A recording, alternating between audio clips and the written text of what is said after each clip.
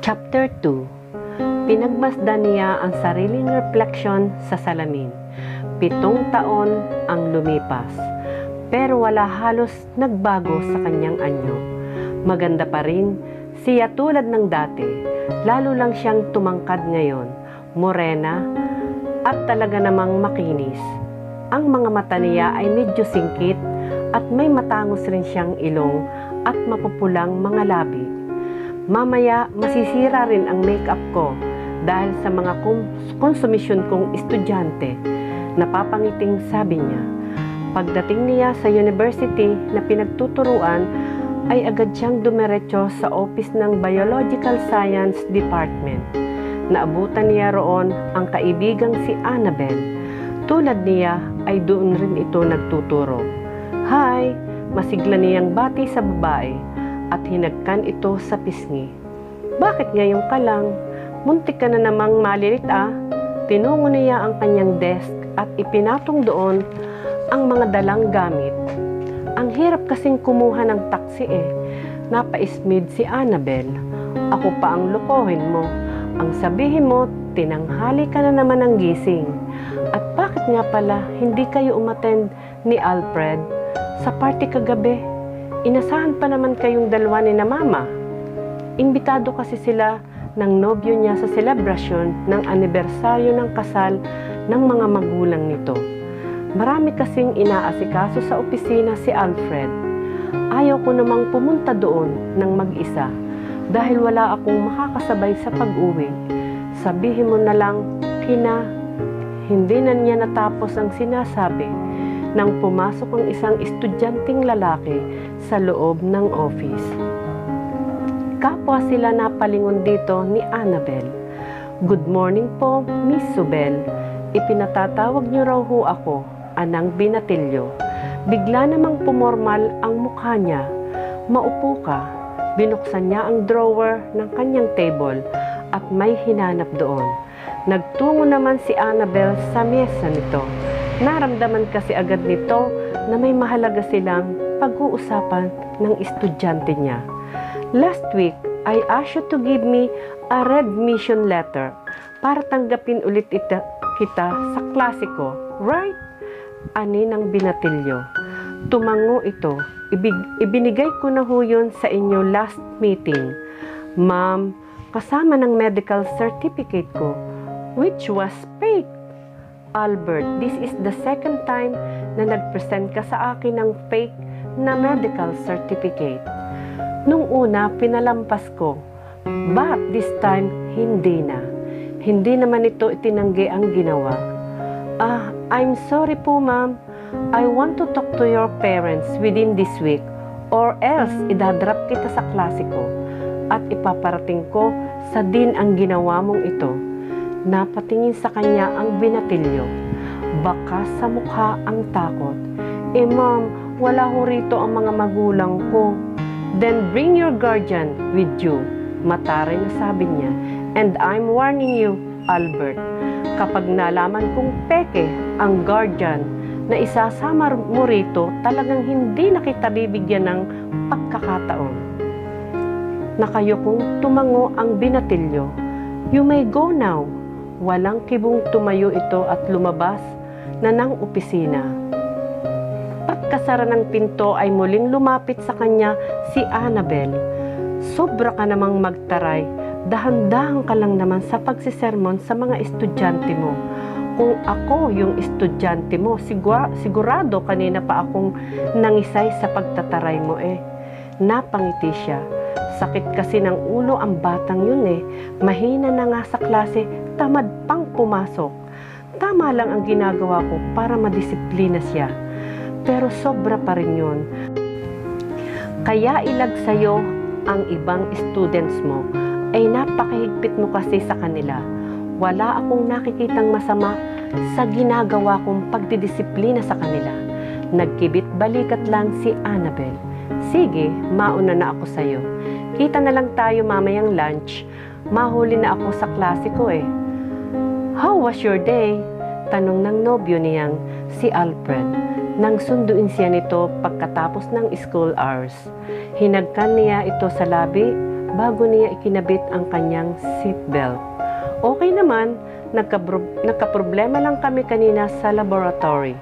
Nahimatay kasi yung isa kong student. Nahilo yata sa amoy ng formalin. Nakat tuloy ang klase namin dahil doon. Ini-start na ng lalaki ang kotse. How about you? Ano nang nangyari sa bidding? Did you get the project? Si Papa ang nakipag-usap at nag-close ng deal. Hindi ako nakapunta kasi inasikaso ko yung project namin sa Cebu. Nagkaroon kasi ng ilang problema doon eh. Napakunot ang kanyang noo. I thought si Danny ang in charge sa project na yon.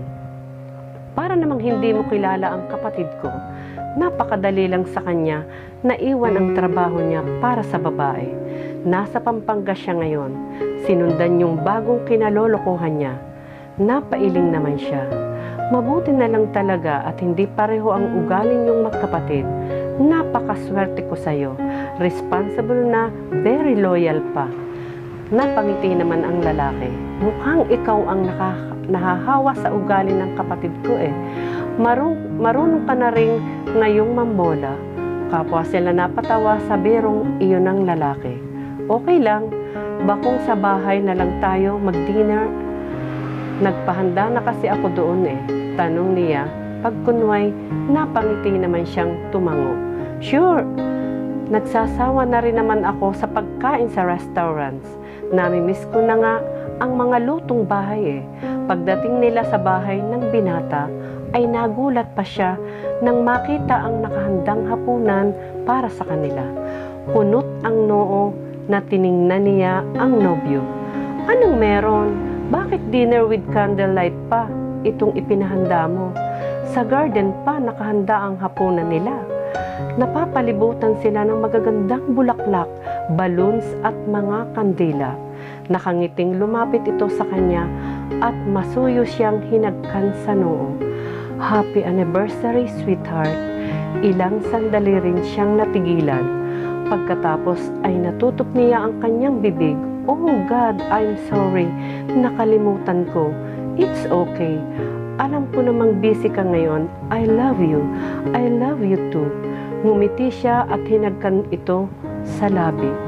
Masaya nilang pinagsaluhan ang pagkain. Habang nagkukwento siya tungkol sa mga nangyari sa kanyang araw na iyon. May ipinagawa akong leche flan kay Nana Liza. Pwede bang ikaw na lang ang kumuha sa ref? Pakiusap nito pagtatapos nilang kumain. Tumayo siya at pumasok sa loob ng bahay.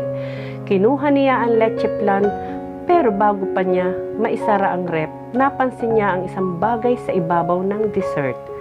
Ilang minuto rin siyang nakatitig sa singsing. Napaangat siya nang tingin ng magsalita si Alfred na hindi niya namalayang nasa harapan na pala niya.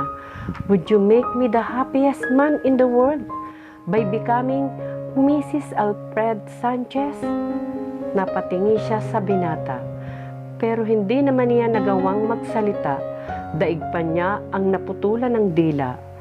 4 na taon na tayo at marami na rin tayong pinagdaanan. I think it's about time para planuhin natin ang paglagay sa tahimik. Kinuha nito sa kanya ang plato at inilagay iyon sa ibabaw ng ref. Kung may gusto man akong makasama habang buhay, ikaw lang yon, Jane. Kinuha nito ang kamay niya at isinuot sa kanya ang singsing. Will you marry me?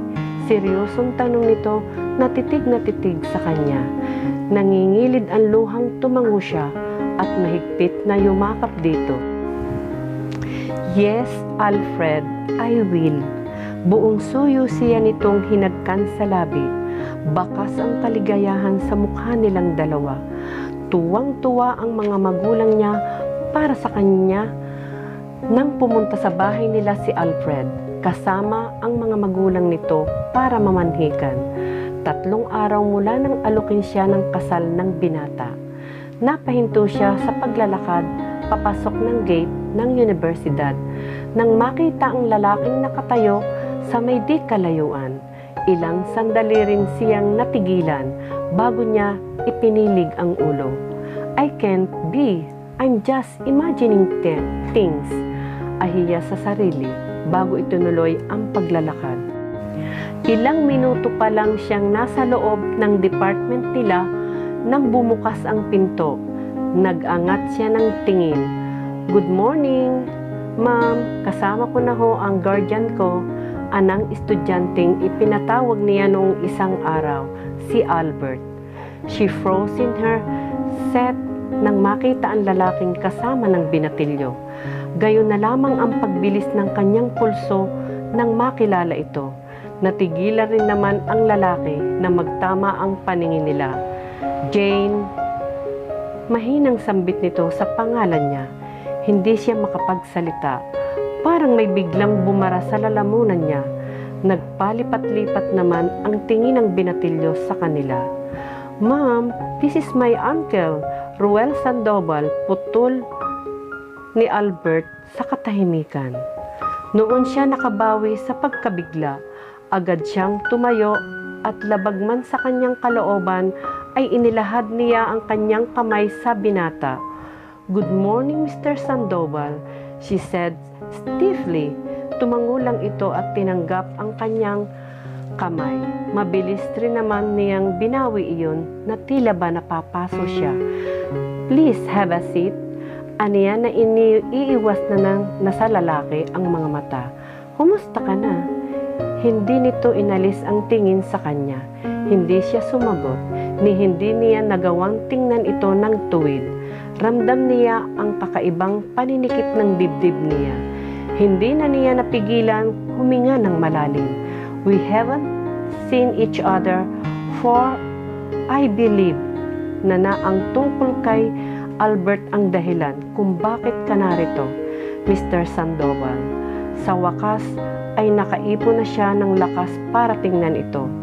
Wari naman ay nasupalpal sa sinabi niyang iyon ang lalaki. Hindi na ito nakasagot.